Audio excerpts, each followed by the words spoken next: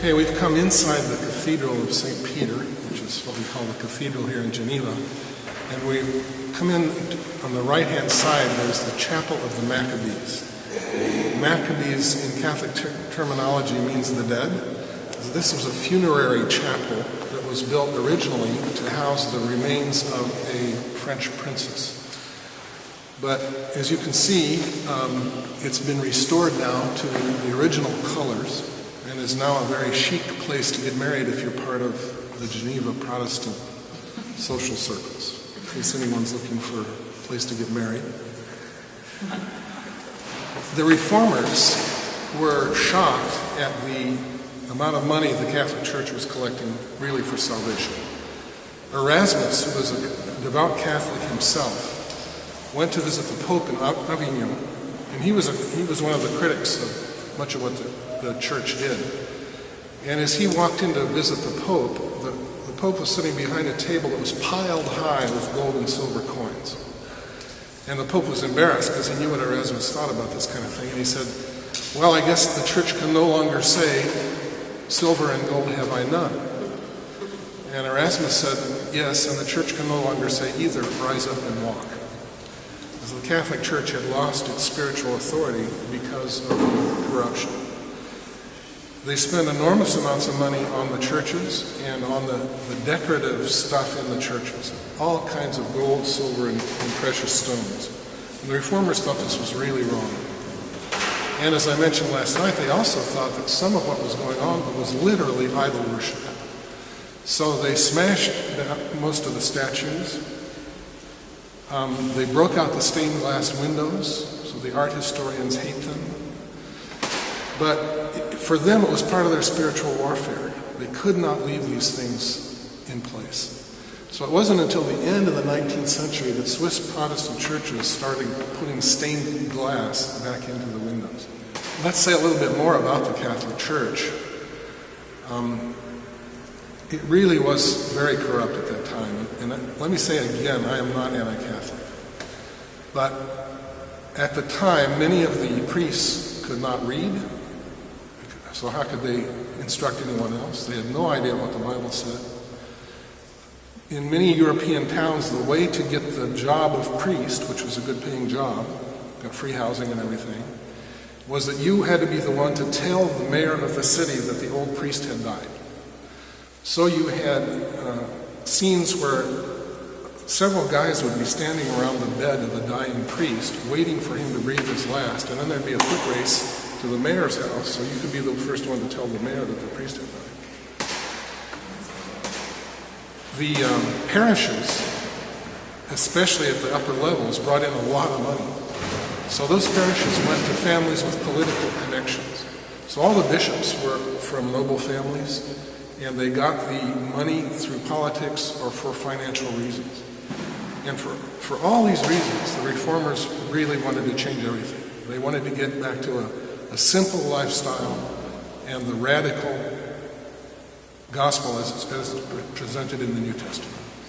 Up here on my right above is the motto that Calvin gave the city, Post tenebras lux, after the darkness light. That's the present state of the city. For Calvin, the light of the gospel came in, transformed not only individuals, but families and every sector of society, transformed the nation. But now, Geneva, although it's a beautiful, prosperous, lovely city, has gone back into spiritual darkness. Okay, we're here toward the front of the cathedral. Behind me is the tomb of a Protestant noble who was buried as close to the altar as possible. This is actually a Catholic practice, which the Anglicans kept, that the best place to be buried is the closest possible to the altar. It's the holiest place. So if you're a noble, you're buried up there. If you're less noble, you're buried more toward the back of the church, and if you're poor, you're buried outside the church. Calvin, of course, hated this kind of idea, and he requested to be buried in the part of the cemetery, a ways from here, Plein Palais, where the poor people were buried. He did not want to be buried in the church. So that immediately became the place that all the Protestants wanted to be buried, was right as near as possible to Calvin's tomb. So having a Protestant noble buried near the altar like this, Calvin would have hated, as well as the stained glass window. Across from me is the pulpit where he preached every Sunday.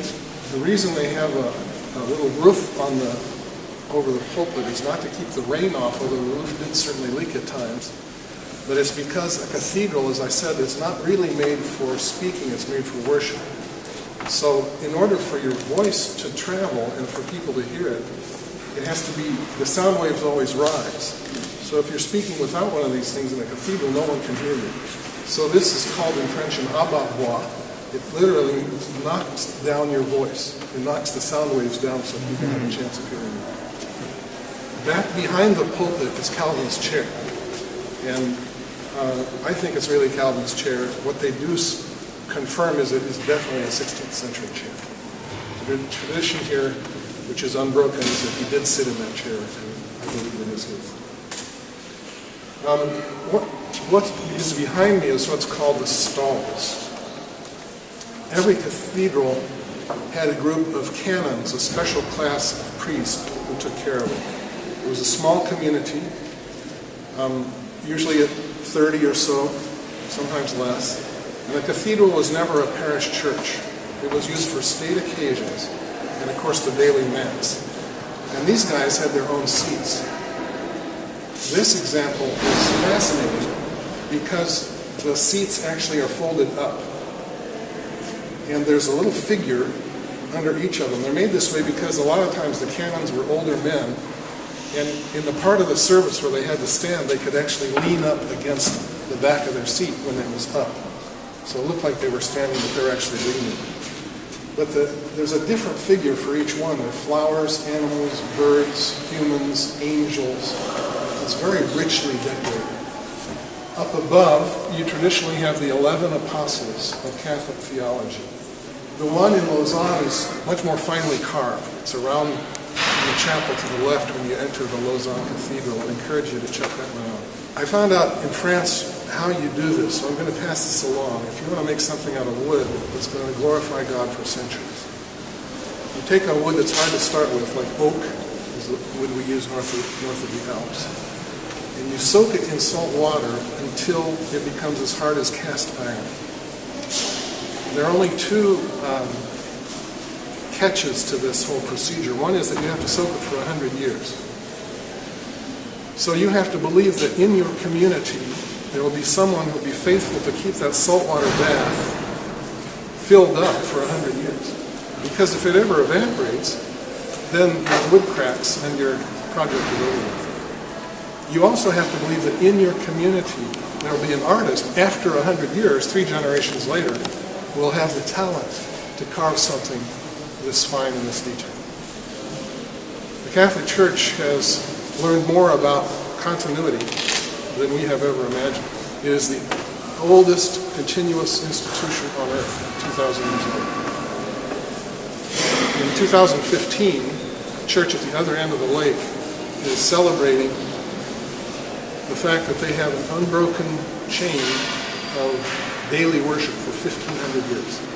Wow. There has been fire, floods, and invasion, but they have not missed a day of worship in 1,500 years. The abbot of the place is a charismatic, very committed Christian, and they're praying about how to have a celebration of those 1,500 years that will really glorify the Lord. It's the oldest place of continuous worship in the West. The only other place in the world where they've had continuous worship longer is the monastery in Simon. It's called the Abbey of Saint-Maurice, St. Mauritius. Yeah, that's another story that I won't tell, but it's about the martyrdom of the Theban Legion, Egyptian Christians who were martyred by the thousands. The largest true martyrdom, most people consciously choosing to give their lives for their faith in the history of the church. And I believe that the blood of the martyrs down at Saint-Maurice is one of the reasons for God's blessing on this mystery.